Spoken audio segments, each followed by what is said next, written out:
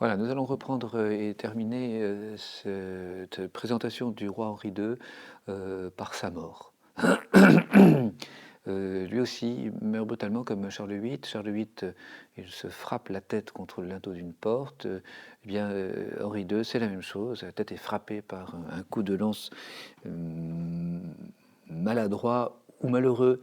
Il monte d'ailleurs un cheval qui s'appelle Malheureux. Il lui a été offert par le duc de Savoie. Il est très heureux de ce cheval.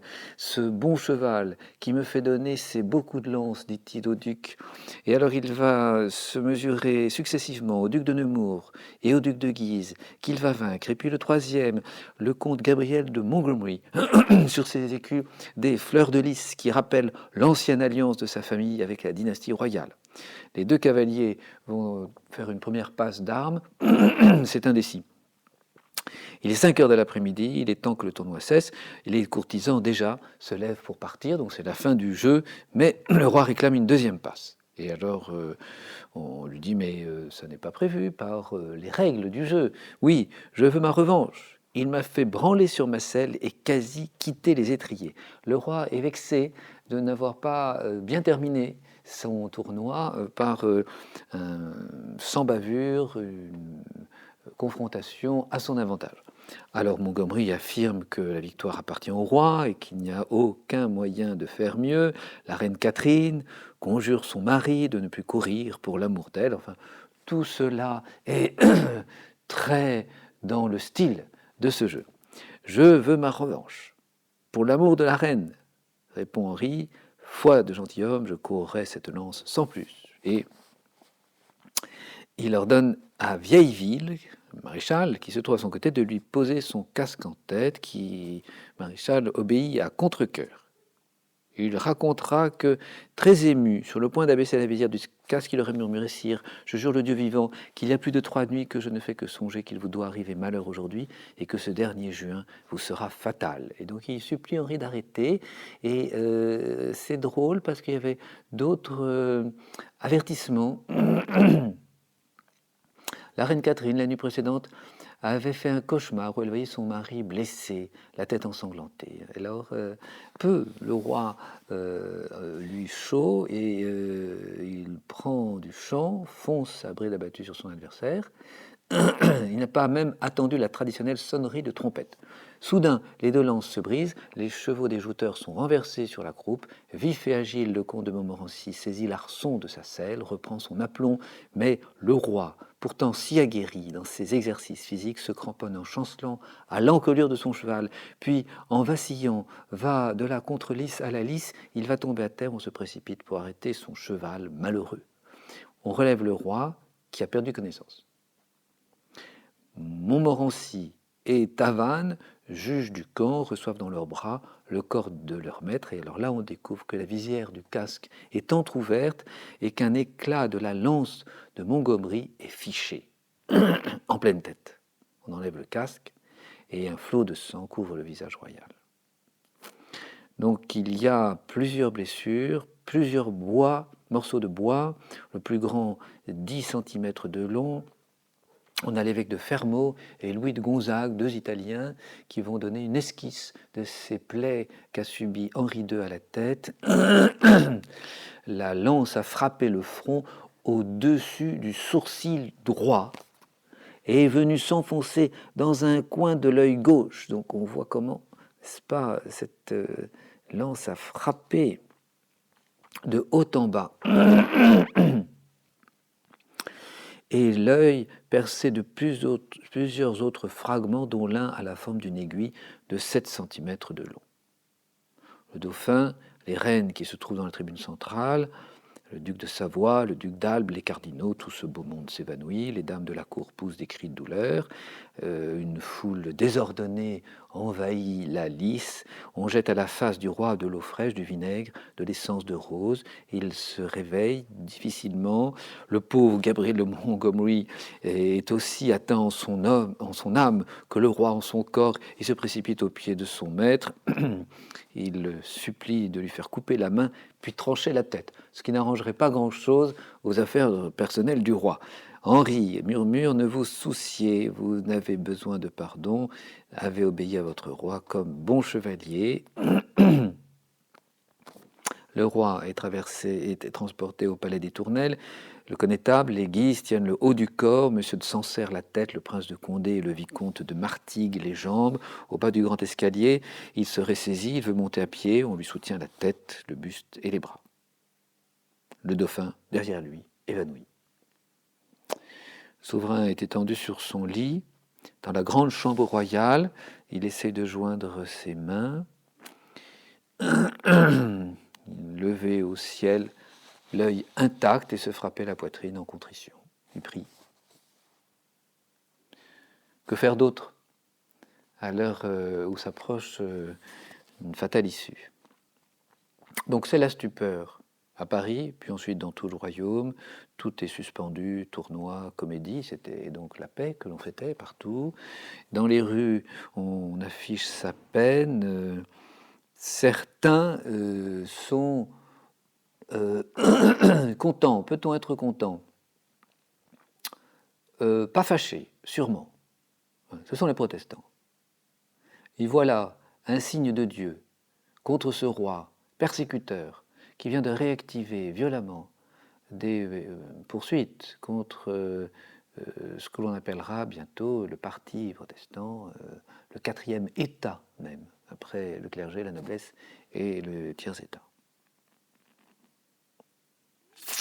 Oui, on remarquera que ce Montgomery qui a blessé à mort le roi était le même qui avait arrêté des protestants célèbres, en particulier Monsieur Dubourg et ses amis. Alors le duc de Savoie est allé envoyer chercher à Bruxelles André Vézal, le premier médecin du roi Philippe II. Donc on rameute ce que l'on a de mieux en Occident pour arriver au chevet du roi. Il va effectivement arriver le 3 juillet. Ambroise Paré, donc le grand chirurgien dont tout le monde connaît le nom, est appelé en hâte, et puis Jean Chapelain, le premier médecin du roi, en attendant, va nettoyer la blessure, poser les pansements, et Henri souffre beaucoup.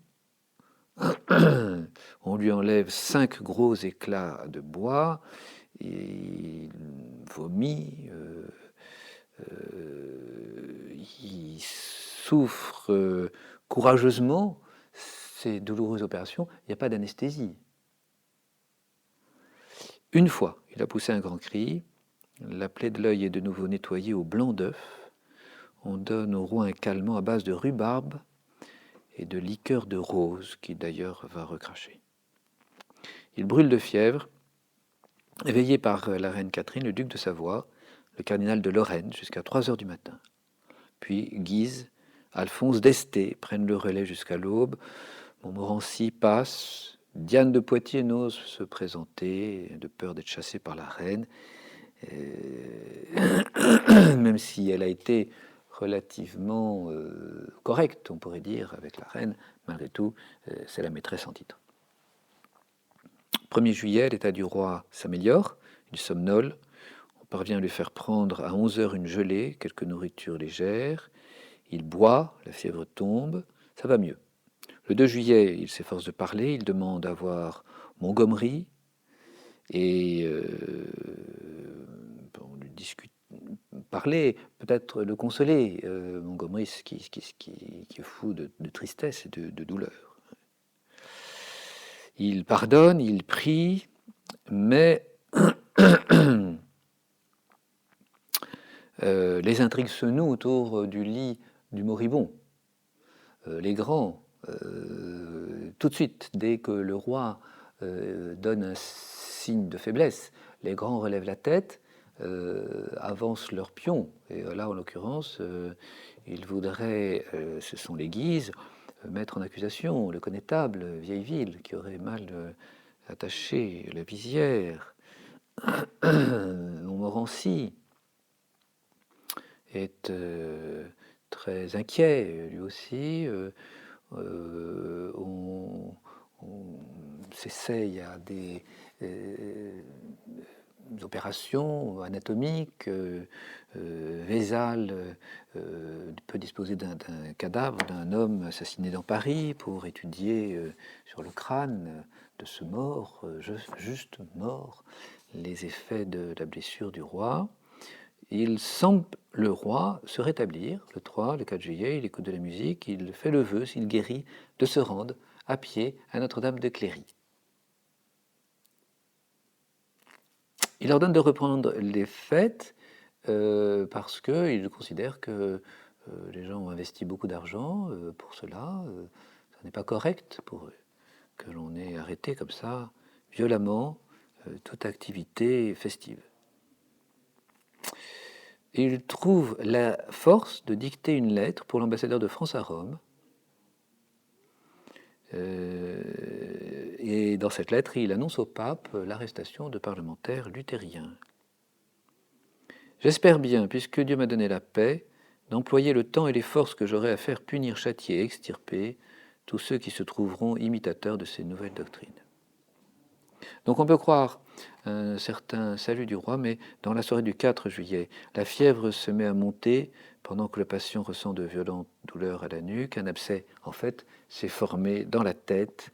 Le roi est perdu et donc cet abcès va entraîner la destruction du cerveau, c'est ça. Hein. L'état ne fait qu'empirer, son visage est tuméfié. Il a la force de faire écrire par le dauphin une lettre à son ambassadeur à Bruxelles pour saisir Philippe II et lui demander sa protection pour la France et pour son fils, hein, qui est jeune, inexpérimenté, hein, François II. Il perd la vue, il ne peut plus parler, il entre en agonie. Le dimanche 9 juillet, à l'aurore, on donne la communion, on lui amène le dauphin dont il serre les mains en signe de bénédiction, et dans Paris, procession générale derrière toutes les reliques de la capitale. Le soir, les médecins administrent des narcotiques au roi. On parle de lui faire l'opération du trépan. On refait le pansement de sa tête. La plaie sèche le matin. C'est rempli de pus. Le blessé recommence à parler, mais son corps entre dans l'agonie. Il est couvert de sueur, sueur de la mort, disent les médecins. On célèbre dans la nuit le mariage du duc de Savoie avec Marguerite de France. Et le 10 juillet, à 1h de l'après-midi, le roi expire, entouré d'une grande tristesse, l'affliction. Pendant 10 jours, on a suivi un courageux combat contre la mort, preuve d'une volonté forte, très certainement, en présence d'un caractère qui aurait contribué à faire d'Henri II un grand roi, un très grand roi. Quand on voit ce qui va suivre, François II, Charles IX, Henri III, oui, ils ne sont pas du tout à la hauteur de leur père. Il avait 40 ans, 4 mois et 10 jours. Il a régné 12 ans, 3 mois et 11 jours. Donc, voilà ce qu'écrit Yvan Cloulas sur Henri II et sur sa fin tragique. Je vous propose que nous changions complètement de sujet et que nous parlions de l'idéal impérial au tournant du XVe et du XVIe siècle. Donc, pourquoi parler de l'idéal impérial? Parce que, eh bien, l'Empire, les jours, on pourrait dire, de l'Empire sont comptés. Donc, il va disparaître là, il va durer jusqu'en 1806. Mais nous avons un grand empereur, Charles Quint, avec de grands désirs, refaire la force, l'unité de l'Empire, alors que cet empire est en pleine expansion et qu'il pourrait se présenter comme la première nation, le premier État qui domine la planète entière. Le roi planète, d'ailleurs. On appellera un roi d'Espagne comme ça, le roi planète. Et en fait, c'est le chant du cygne.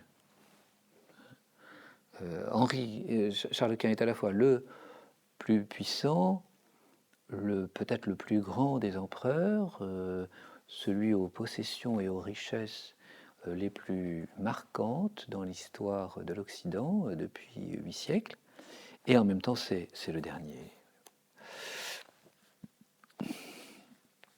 Alors, voyons tout d'abord cet idéal impérial à travers l'idéal d'un souverain mondial.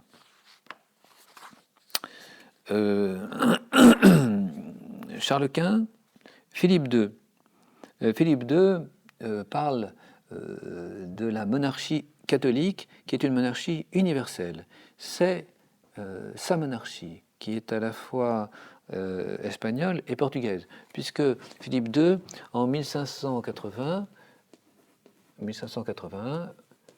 a conquis le titre de roi du Portugal, monarque du monde, et non pas monarque d'Occident. Désormais, le monde n'est plus réduit à l'Occident et à l'Orient, on pourrait dire. C'est la réalisation d'un rêve antique. Les Occidentaux ont conquis les mers qui leur permet de prétendre vraiment à l'empire du monde, pas simplement au titre, mais vraiment à la réalité. Et de fait, cet empire du monde sur lequel les Occidentaux mettent la main va durer 4 siècles, 15e, fin 15e, fin 19e siècle. Ces 4 siècles voient la fondation d'États et de royaumes avec des institutions propres en Amérique comme en Orient, Extrême-Orient, mais ces États, ces royaumes sont tous vassaux des princes et des rois européens. On parlera par exemple de la Nouvelle-Espagne en Amérique, dont le roi est Charles Quint. Donc, l'Occident se répand à travers le monde. L'Occident conquiert le monde. Et avec l'Occident, la civilisation et la religion occidentale. C'est la grande époque d'un dynamisme occidental, donc qui va sombrer à la fin du XIXe siècle, et puis plus spécialement au début du XXe siècle, avec la terrible Première Guerre mondiale. Alors, c'est une conquête qui est lente, parce que les moyens sont des moyens humains, à l'échelle humaine. Ce ne sont pas les machines, des avions et des bateaux à vapeur et des trains, mais on se déplace par bête, sous la poussée du vent, au rythme de la marche des hommes. Donc on peut dire que l'occidentalisation du monde est lente. Elle n'en est pas moins, on pourrait presque dire, implacable. La supériorité réelle de l'Europe s'avère dans tous les domaines.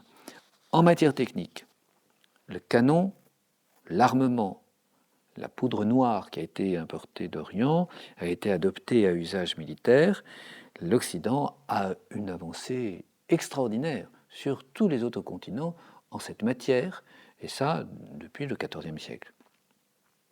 Cet armement, développement impose le développement de l'industrie, la chimie, salpêtre, la métallurgie, fabrication des armes, les bombardes, les canons, et puis bientôt les armes portatives, les mines de fer, de cuivre. Cet armement à feu, ces armes à feu, vont être décisifs pour la conquête de l'Amérique, en particulier avec les chevaux. L'Amérique et aussi, mais d'une moindre part, l'Afrique. Le canon, le navire, c'est la caravelle. La caravelle est un bateau robuste.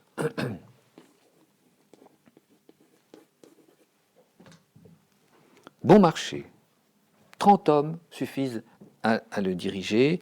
Il a une charge utile fort importante. La caravelle est mise au point au milieu du XVe siècle. Associé à l'arme à feu, cela va faire des Portugais, marins et militaires, les maîtres de l'océan Indien au milieu du XVIe siècle. Et cela est décisif. Les musulmans sont battus sur les mers. Leur dernier réduit maritime sera la Méditerranée, encore les côtes sud de la Méditerranée, donc jusqu'à la prise d'Alger en 1830. Mais en Asie, c'est terminé. Ces avantages technologiques vont être peut-être copiés, vendus aux autres ethnies, aux autres mondes. C'est vrai, l'islam va aussi mettre la main sur l'artillerie grâce aux Allemands, aux Hongrois, qui vont être des mercenaires payés au service de Mehmet II. Et c'est eux qui vont jouer un grand rôle dans la prise de Constantinople en 1453. Mais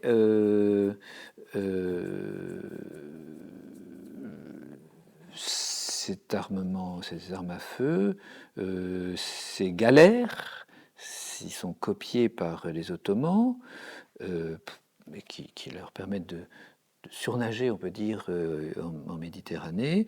Ces avantages technologiques vont être insuffisants pour résister à l'expansion occidentale. La supériorité des Occidentaux réside surtout dans leur culture. Il y a un esprit d'ouverture sur le monde entier. Déjà, on se rappelle que Saint-Louis avait envoyé des ambassades chez les Tartares. Il recherchait des alliances avec de vieilles chrétientés contre les musulmans du Moyen-Orient. Chrétientés qui étaient en grande partie survivantes sous la doctrine des Nestoriens. Nestoriens qui nient la nature humaine du Christ, la nature humaine complète du Christ. Mais on se rappelle que les apôtres eux-mêmes sont allés porter l'évangile jusqu'à Pékin.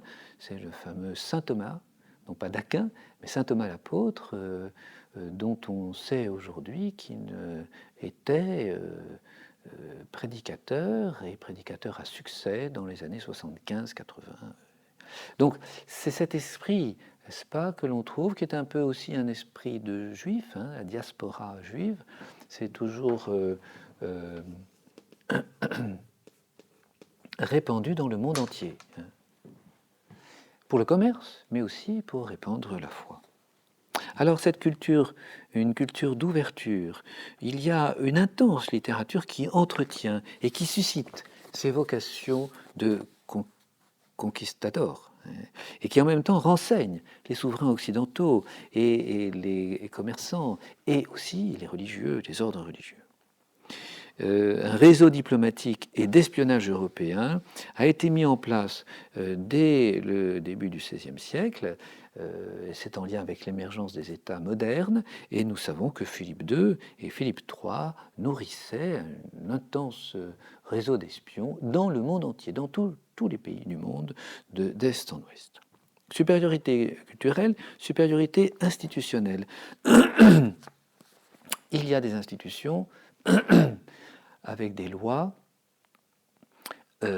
qui ont eu le temps d'être éprouvées, affinées. Ces coutumes se sont changées en véritables lois fondamentales. On pense bien sûr à la France qui en est le meilleur exemple. Et alors les États, les princes fondent des États en ce début du XVIe siècle, qui ont toutes les caractéristiques de nos États d'aujourd'hui.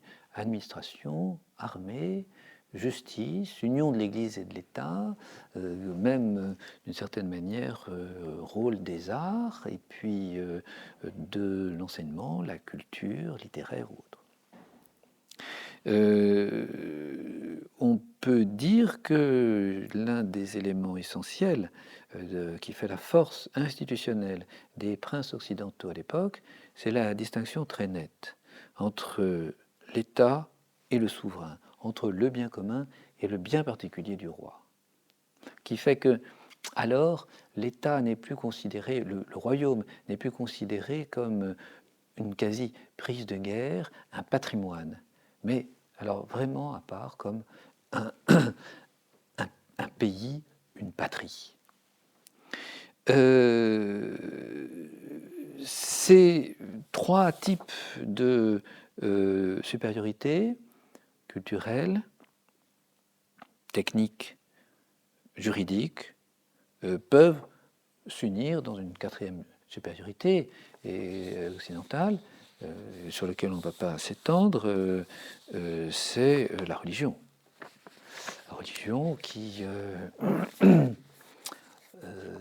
oblige les élites temporelles à un niveau de probité tout à fait remarquable. Il y a la corruption partout. Tous les hommes, dans toutes les nations et dans tous les temps, ont été atteints par ce qu'on appelle le péché originel. Et donc, il n'y a pas à transformer l'Occident en une espèce de paradis terrestre. C'est pas ça. Par contre, il y a la claire conscience d'un idéal personnel et d'un idéal social, que cet idéal s'appuie sur des raisons métaphysiques, théologiques, supérieures, et qui tiennent, pourrait-on dire, qui empêchent les passions humaines présentes, mais affaiblies, de jouer un rôle de dislocation de la société ou au moins d'affaiblissement du dynamisme social. Alors, dans cette situation de supériorité de l'Occident, on note sur le plan politique un engouement pour l'Empire.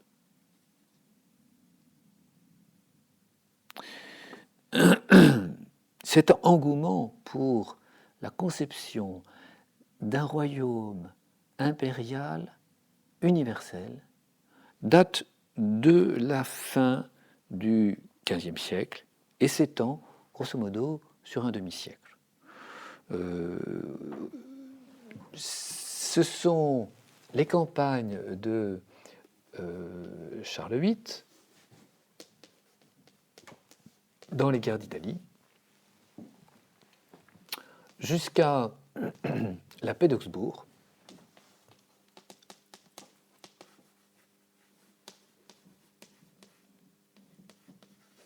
qui forment les deux termes, n'est-ce pas, aquo et ad quem, de la période fastueuse de cet idéal impérial. La reconquête, Reconquista est achevée en Espagne. Maximilien Ier accède à l'Empire et avec lui Charles Quint, 20 ans plus tard, et donc l'Empire de Charles Quint, c'est la grande aura impériale qui donne des idées à tous les autres princes humanistes de la Renaissance. Alors cet idéal impérial, il est lié de près au messianisme chrétien. Il s'agit de préparer un royaume universel pour le retour du Christ. Il y a toujours cette idée, n'est-ce pas? Le Christ reviendra juger pour les vivants et les morts. Quand reviendra-t-il? Quels sont les signes avant-coureurs de ce retour? Quand le monde sera unifié dans un grand empire, l'évangélisation de l'univers sera achevée. C'est le cas avec la découverte de l'Amérique. On a fait le tour, la Terre est ronde, on n'en doute plus. La découverte de l'Amérique et l'exploitation de l'Asie et de l'Extrême-Orient a aussi permis un développement économique, or, épices, commerce, sous toutes les latitudes, et cela est considéré aussi comme une prospérité matérielle qui va venir en aide aux forces religieuses occidentales, et en particulier pour la croisade. Et il y a une certaine confiance quant à l'issue de ces croisades, même si, c'est vrai, l'Empire ottoman n'a jamais été aussi puissant.